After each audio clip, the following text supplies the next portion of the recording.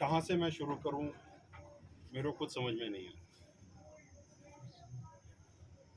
कल मैं कुछ लिख रहा था हरप्रसाद जी के लिए, और वो मेरे को एक पैराग्राफ करीब 7 या 8 लाइन लगी होंगी, और वो 7-8 लाइन लिखने के लिए मुझे करीब आधे घंटे लग गए, क्योंकि मुझे दिखाई नहीं दे रहा था। जब मन से पीड़ा निकलती है तब दिमाग काम नहीं करता।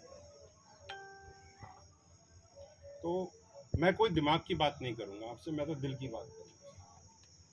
और जितना दुख मुझे है, मुझे पता है कि पूरे परिवार को, हम सबको यहाँ उससे ज़्यादा दुख है। और पिछले 1 साल में हमारे समाज के 3 स्तंभ हमारे से चले गए। इस कमी को तो हम कभी पूरी नहीं कर सकते। और आप हरप्रसाद जी का देखिए, 12 तारीख को उनका जन्म हुआ और 12 तारीख को ही उनका देहांत। हमको छोटी छोटी चीज़ों में बड़ी चीज़ देखने की ज़रूरत है। कोई शक्ति ही रही होगी हरप्रसाद जी के साथ, नहीं तो जिस तारीख को जन्म हुआ उसी तारीख को देहांत होना, ये कोई अकस्मात, कोई कोइंसिडेंस नहीं हो सकता। कर्नल साहब का जाना, उनसे पहले शीशा माँ साहब का जाना हमारे लिए एक झटका है। जितना हमारे समाज को और पूरे एमबीसी समाज को जो सानिध्य इन 3 विभूतियों का मिला है, इसी की वजह से आज हम हैं जहाँ हैं, इसमें कोई दो राय नहीं। हम सब ने अपना संघर्ष, अपना साथ दिया, लेकिन दिशा निर्देश इन तीनों विभूतियों का रहा। हम इनको कभी नहीं भूल सकते, और इनकी जो दिखाए हुए रास्ते हैं, हम उनसे हम कभी अलग भटक ही नहीं सकते। बात सब कह रहे थे लाल पगड़ी, और कहीं से बात आई थी अपने समाज की, अपने गोत्र की। तो मैं आपको इतना बता दूं साहब, जिस दिन से ये मैंने, और आप सही कह रहे थे कि ये पगड़ी बहुत भारी है, और मैं आपको दिल से बता रहा हूँ कि ना धो करके जब मैं समाज की तरफ से पहनाया हुआ साफा जब मैं बांध लेता हूँ, तो अलग ही बात हो जाती है। मेरी बात में, मेरी सोच में, मेरे विचार बदल जाते हैं। मैं चाहकर भी अगर मेरे मन में किसी के लिए घृणा हो तो वो भी नहीं निकलती था। ये सच है, मैं दिल से बता रहा हूँ।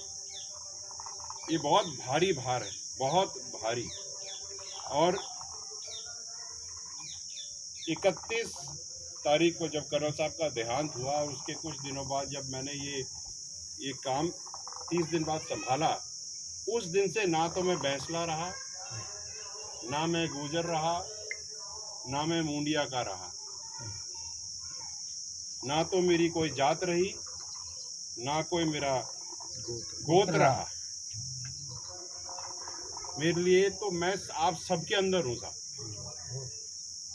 आप मेरे को जैसे चाहो वैसे आप इस्तेमाल कर लो, जैसे चाहो वैसे मरोड़ लो। मैं तो रस्सी की तरह, जेवड़ा बना लो, गांठ बना लो, बेल्ट बना लो, जो बनाना बना लो, मैं तो आप ही के साथ। जो कहो, मैं दिल से आपसे बात कर। जो बात आ रही है कि सबको अपना अपना कार्य करना है, हाँ सबको अपना कार्य करना है। जो बात आई कि आगे क्या करने वाले हो, तो मैं आपको दिल से बताऊं क्या करने वाले हूँ। राजस्थान के अगर आप देखो तो 2 तरीके पट गए। एक अपना क्षेत्र है जो थोड़ा बहुत आगे आ गया है, क्योंकि कर्नल साहब और पूरी की पूरी टीम, करौली की टीम और भरतपुर की टीम और बयाना की टीम यहीं विराजमान रही। तो हमने इस संघर्षशील टीम का सानिध्य सबको मिला, पूरे समाज को मिला, वो यहाँ से आगे बढ़ चुका। लेकिन एमबीसी समाज की और गुर्जर समाज की भी अगर आप बात करो, तो करौली और जयपुर के आगे भी तो गुर्जर समाज है। क्या हमारा दायित्व उनको नहीं बनता? क्या वहाँ पर भी बैंसला और गोत्र नहीं रहते हैं? तो मैंने ये सोचा, भगत जी से मेरी बात हुई, कर्नल साहब से भी मेरी पहले बात हुई थी कि साहब हमको ना उस तरफ कुछ काम करना चाहिए। तो साहब ने कहा मेरी तबीयत मैं नहीं कर सकता, लेकिन हाँ मेरे मन की पीड़ा है कि मैं उनको वो चीज़ नहीं दे पाया जो मैं इस तरफ के लोगों को दे पाया। ये सच। तो मैंने ये माना कि करीब महीने 1.5 महीने कुछ समय उस क्षेत्र को भी दे, हो सकता है कि उसमें 10% भी अगर आगे बढ़ जाए तो हमारा तो बहुत लंबा काम होगा। तो मैं कल से उस काम में लग रहा हूँ और करीब 7 से 10 दिन के लिए मैं पूरे भ्रमण में, मैं और भूरा भगत जी और जितने भी लोग साथ में चल रहे हैं, लंबा खर्चा है, लंबा ट्रैवल है, कर रहे हैं, पेट कस के काट करके कर रहे हैं। रही बात यहाँ की, तो हम सब परिपक्व हैं। हमने कर्नल साहब को, हरप्रसाद जी को और माँ साहब को काम करते हुए देखा है। हमने उनसे सब कुछ सीखा है। तो क्या हम अपने आप में यहाँ पे कर्नल साहब बन करके इस क्षेत्र को नहीं संभाल सकते? क्या गोपेंद्र जी हिंडौन नहीं संभाल सकते? क्या भाई साहब हाकिम नहीं संभाल सकते करौली वाला इलाका, गुडला वाला इलाका? क्या आप बयाना नहीं संभाल सकते? कर सकते। और इसके अलावा कोई तरीका भी नहीं है। अगर एक व्यक्ति आप सोचें कि हर जगह पहुंचे, तो भाई साहब 2 ही टांग 2 हाथ और 1 दिमाग है, कहाँ कहाँ पहुंचेगा व्यक्ति? आज से पहले जो 5% आरक्षण का जो संघर्ष रहा है और आज जो संघर्ष रहा है, उसमें थोड़ा सा बदलाव है। बदलाव होने की वजह से आरक्षण तो हमें मिल रहा है, लेकिन आरक्षण का फायदा क्या हम ले पा रहे हैं, ये एक क्वेश्चन आ जाता है।